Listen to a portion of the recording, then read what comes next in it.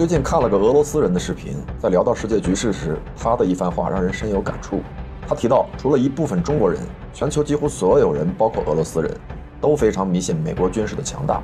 大多数人认为美国还是无敌的存在。他还举了个例子，伊朗跟美国的关系算是敌对到极点了吧？但伊朗人仍然崇拜美国，连他们的战机和民航飞机都还是美国上世纪的淘汰货，没钱换配件了都不愿意换飞机。而自打叙利亚沦陷后，伊朗的态度就更怂了，因为川普也快上台了，这个黄毛一向对伊朗更狠，伊朗害怕。这不禁让人感叹，美国在很多的国家眼里还真就是神一样的存在。这也提醒我们，如果中国继续低调，像以前一样隐藏锋芒，这个世界仍然会认为美国是唯一的大国。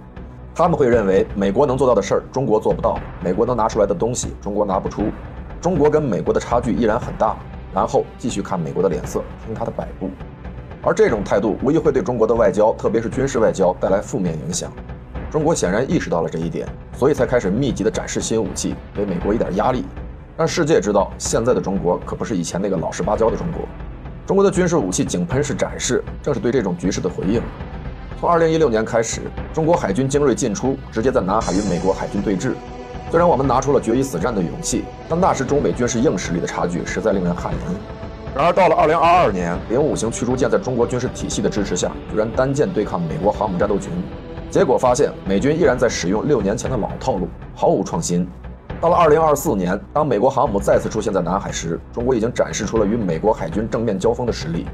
海军的山东舰航母战斗群包括2艘航母、多艘护航舰艇和后勤保障船只，总吨位超过了20万吨，显示出了强大的海上作战能力。